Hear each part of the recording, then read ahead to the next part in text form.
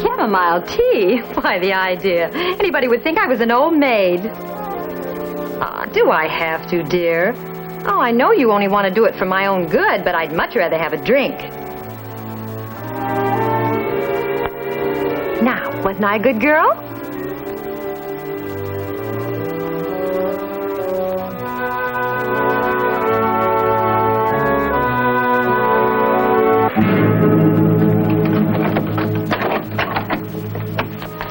Oh, I'm sorry, Mr. Kinney. I didn't know you were home. I see Mrs. Kinney's getting some sleep at last. I came back to do the ironing, but that can wait until tomorrow. Good night.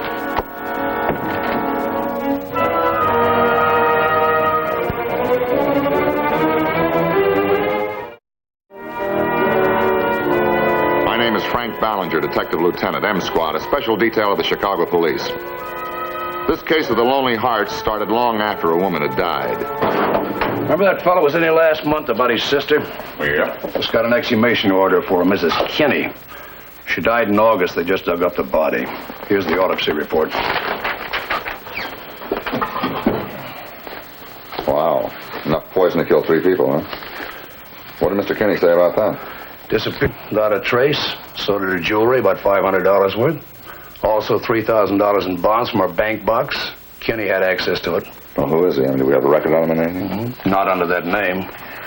We think she met him at a Lonely Hearts Club. A Lonely Heart? Now, that's a big help. There's about 100 of those in this city. Yeah. Eddie, send the woman in.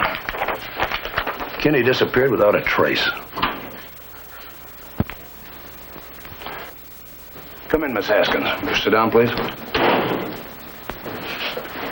This is Miss Haskins, Lieutenant Ballinger. How do you do? She was Mrs. Kinney's maid.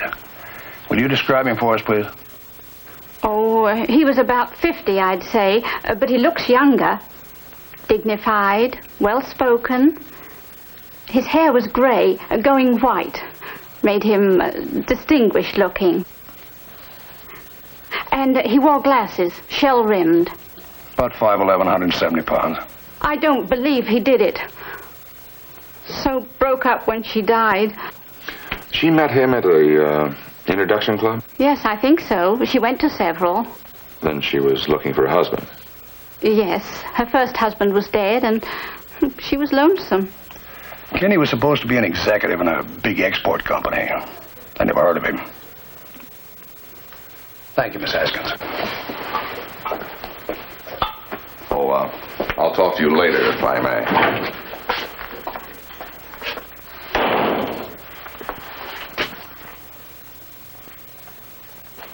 I know it's on your mind, boss. But I don't look like a lonely heart. I don't even feel like one. You could, Frank, if you'd lock up your little black book. Not a chance. I'm not the type.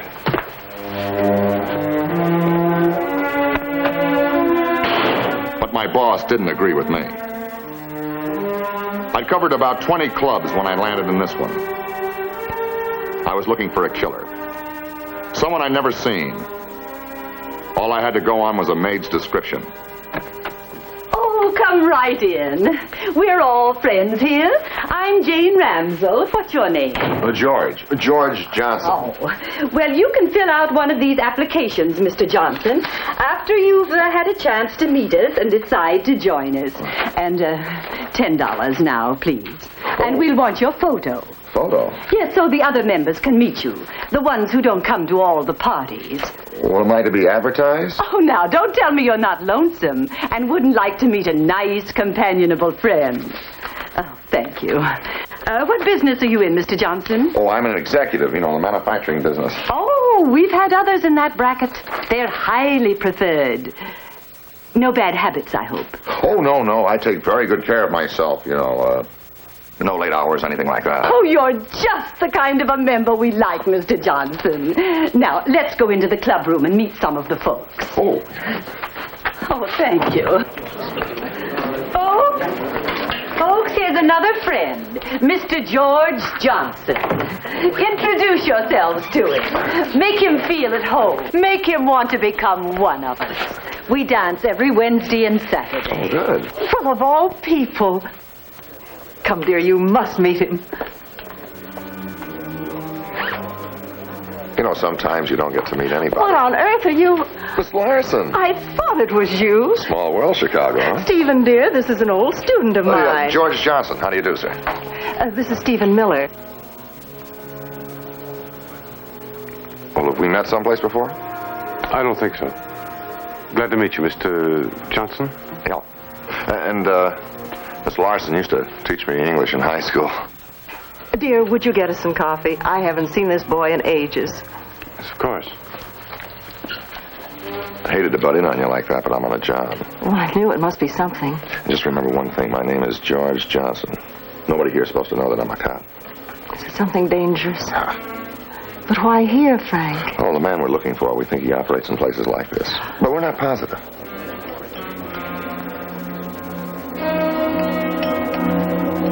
Well, don't look so worried. I didn't mean to upset you.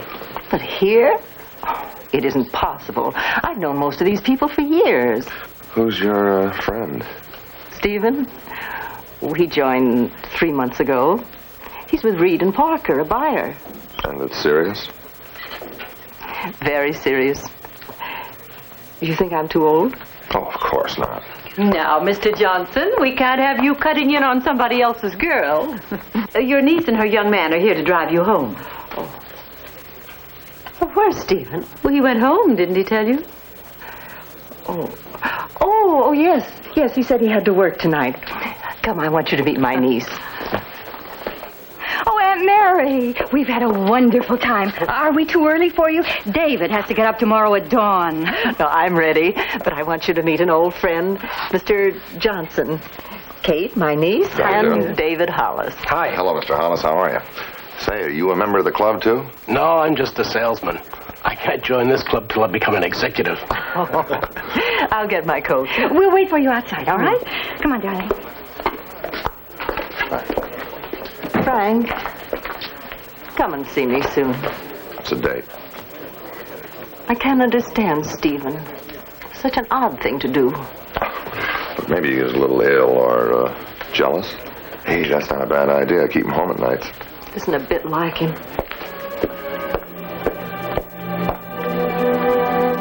Part of being a detective is putting your nose into other people's business. You learn to act on instinct. Stephen Miller resembled the man we wanted. I checked at Reed and Parker. They'd never heard of Miller. Had no one by that name on their payroll. What did it mean? How was I to break it to Mary? He's such a nice person. The sort every woman dreams about. Anyway, I did. He hasn't even phoned today. Well, the thing that I can't figure out is how does a smart girl like you get mixed up in a Lonely Hearts Club in the first place? The best reason in the world, Frank. I was lonely. You've no idea what male company can do for an old maid's ego. You think an awful lot of him, don't you? We're going to get married. I suppose that he's, well off. What does it matter? I have enough for both of us. My father left me a little real estate and some good investments. Then you're, quite a catch. I don't like the way you say that. Stephen isn't after my money. What little I have goes to Kate. You think I'm being a silly old woman, don't you? No. It's just that I want you to play it safe. Be careful. Careful about what? Frank. It's Stephen, isn't it? They don't know him down at Reed and Parker's. He doesn't work there. Oh, maybe he has an explanation for the whole thing. Anyway, I'd like to try a little test. Have him meet somebody. Miss Larson, for you, I'd do anything to give him a clean bill of health. What do you want me to do? Well, phone him. Have him over this afternoon for a drink, and I'll just drop in. You haven't told anybody who I am. Hello, Mr. Johnson. What are you two conspiring about? Conspiring? Well, you go right ahead. I have to change clothes. David's coming to take me to lunch. Hey, I have an appointment myself. Thanks for reminding me. Well, goodbye, everybody. Bye.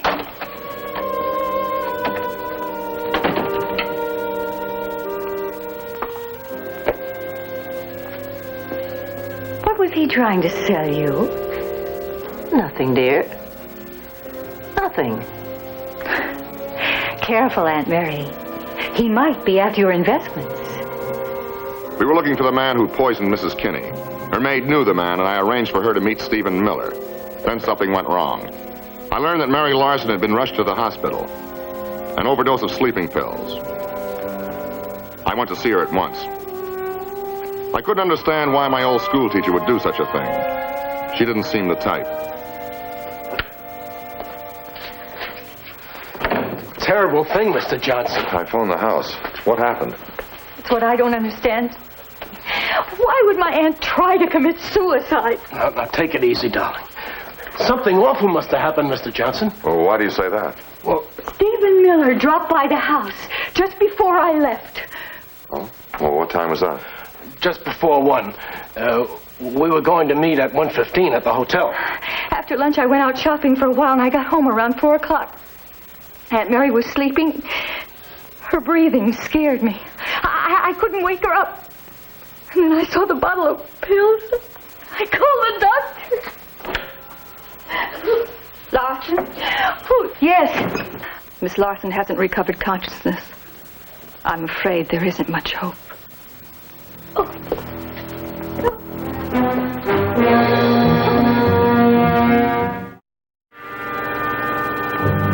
Mary's attempt shook me. Somehow I couldn't believe her capable of suicide. She seemed so healthy and well-balanced. And that made me order a full report from the lab. In the meantime, we got Stephen Miller's address from the Lonely Hearts Club, but he'd moved from his boarding house. If my hunch about Mary was right, her doctor could tell me. He agreed to meet me at M Squad. Mary's been a patient of mine for years, in fine health. I examined her about a month ago. She's not the type that'd think of doing away with herself. I'd say she was a pretty solid girl, mentally. Was there any history of sensitivity to barbiturates? I didn't know of her taking any. I didn't prescribe any. Niece didn't know that she had them either. But still, the bottle was found by the bed. Oh, excuse me. Hello? Yeah, speaking. I'll put him on. Police line. Yeah, hiya, Joe. What do you got? Oh. How do you spell that? Yeah, that does it. All right, thanks. It wasn't the sleeping pills. That's the stuff. It's pretty hard to spot when you're not looking for it. It's tasteless. Doctor, do you think she'll pull through? Well, the poison's usually fatal. They don't come out of the coma. All right, Doctor, thanks for coming.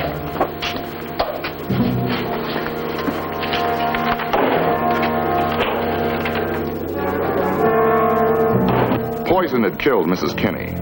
That sent me back to the Lonely Hearts Club, where I knew I wouldn't be so welcome when they knew who I was. Oh, Mr. Johnson, come in. The name's Lieutenant Frank Ballinger. The police? Well, this is a respectable club. You ought to check up better on your members, Mrs. Ramsell. Men like Stephen Miller. What about him? We want to talk to him. An attempt was made to murder Mrs. Larson this afternoon. Oh, no. He went to see her, and when he left, she was found. Poisoned. But they were going to be married. Do you remember a Mrs. Kinney? She married a stranger, too, and he murdered her. Stephen Miller resembles him. Oh, no. No, please. What have I done? May I tell you something? Please do. About a month ago, I saw Mr. Miller in a restaurant. And I knew then he wasn't the executive he pretends to be. But I just couldn't bring myself to tell Miss Larson. They'd been so happy after so much loneliness. And I'd seen things like this work out before. Then when they talked of marriage, I thought he'd told her the truth. The truth? That he's a waiter in a restaurant. She had seen Miller working in a smart restaurant in the Loop, Maximilian's. A waiter who pretended to be a business executive. He lied, and I wanted to know why. When I went to the restaurant, Miller recognized me, and he went out the back door. Miller! Lieutenant Ballinger, police. I expected this. I thought you were a policeman last night. That's why I left the club. But I didn't do anything wrong. All right, we'll talk about that at headquarters. Well, can I get my coat? Yeah, sure. I used to be somebody. I had a fine job. Then my luck seemed to run out. Nothing went right, and I lost everything. Now I'm a tramp waiter, relief jobs, parties.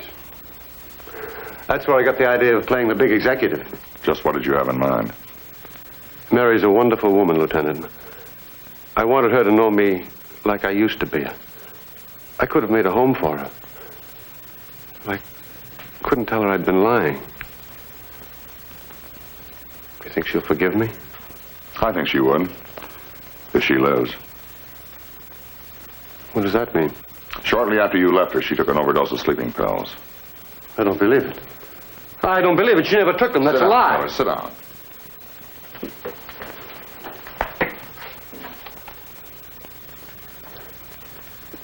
Mary's not that kind of person. It's against everything she believes in. What are you trying to trick me into? You saw her at 1 o'clock. Only to tell her that we had to give up our plans and stop seeing each other. I wasn't right for her. Because I couldn't bring myself to tell her who I was. You still sure that she didn't poison herself? I'd stake my life on it. You may be doing just that.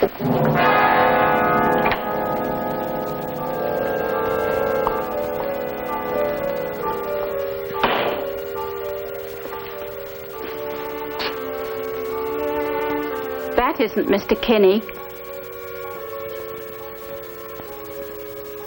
I'd know him anywhere. I was worried now. Instinct told me that I'd been close to something at the Lonely Hearts Club. But what? After a bite to eat, the boss and I kicked it around. What I don't get is why was Mary poisoned while I was setting a trap for Miller? Oh, this was planned before you came along. You weren't spotted or it wouldn't have happened. It had to be somebody Mary Larson trusted. The girl benefits by Mary's will. I don't know. What about David Hollis? We haven't taken a very good look at him. Suppose he should marry her. If Mary dies, she gets everything. Let's look him over. The next morning, I went to see Kate. I'd had a talk with her boyfriend's employer. David sounded like a right guy, but in view of what his boss said, he needed a checkout. Oh, Mr. Johnson. I hope I didn't disturb you, Miss Larson. Oh, no, it's just that I was expecting David. May I come in? Oh, yes, of course. Please do. Thank you.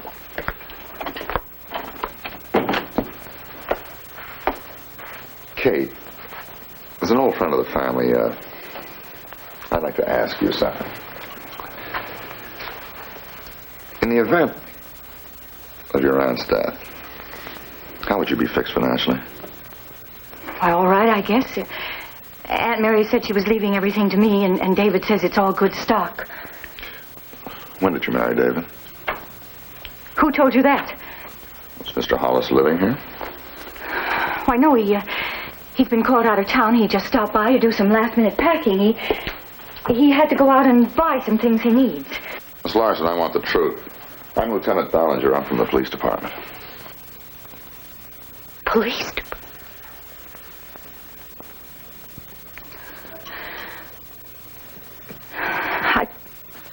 I didn't know how to break it to Aunt Mary. Now, I may never get the chance. You see, she was all set for a big church wedding, but David thought he might have to go away on business. So, we were married on Monday. What time did you leave your husband yesterday after lunch? It was about 2:30. Then he could have dropped in on your aunt before you found her. No, why should he? I'm sorry, but I'm going to have to to ask you this. Was there any talk of drawing up mutual wills between you and David? Yes. Was there more to it than that? Yes, we both signed them. And in the event of your death? David gets everything. You know, I could be wrong, but I'd like to try something. I'll need your help. What for? It wasn't sleeping pills. Somebody tried to murder your aunt. Oh, no. And you think that they... No, that's impossible. I won't help you. Well, whoever it was has failed so far. It was Stephen Miller. No, he's in the clear. It was somebody that she trusted. Maybe they had tea together or something like that. And when she collapsed, she was put on the bed with a bottle of sleeping tablets alongside of her. But fortunately, you came home in time and got her to the hospital to save her. But whoever it was has to get out of town now. Because if she talks and tells who was here after Stephen Miller left, and also that she never took the sleeping tablets. But David had nothing to gain. You know, people don't ordinarily draw up mutual wills before the honeymoon. I won't believe you. What makes you so sure it was David? He's not going on a business trip for his company. He hasn't worked there in a month. No. But we've got to be sure, both of us. Will you help me?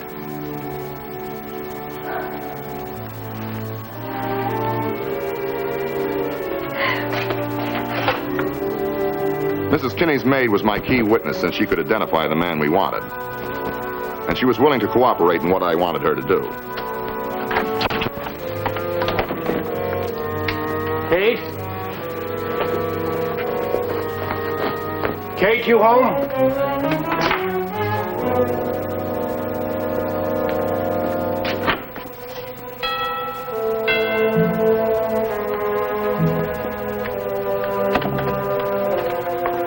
Yes, can I help you? Aren't you, Well, what is it?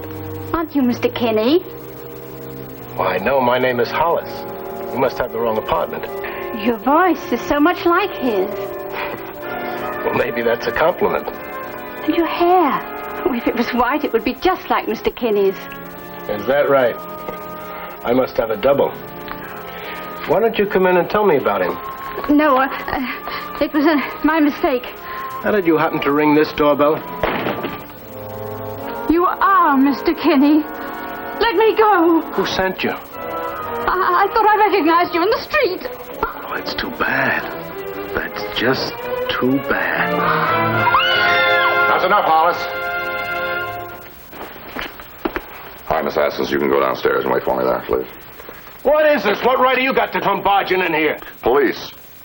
You should have known that we'd catch up to you sooner or later. What is this, a frame? You killed Mrs. Kinney, and you tried to kill Mary Larson for her little estate through Kate. And you had Steve Miller for the perfect patsy. This is ridiculous. I never even heard of a Mrs. Kinney. You've been identified, and other witnesses will come forward. Okay if I get my coat? Sure.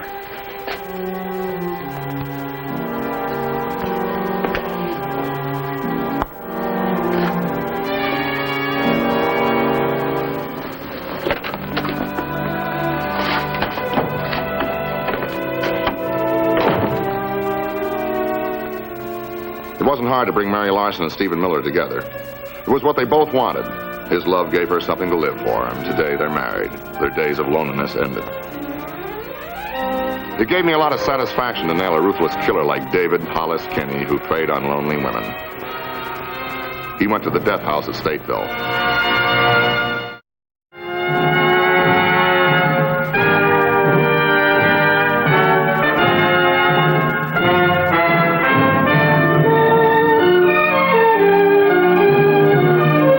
Be sure to tune in again next week for another exciting story from the files of M Squad.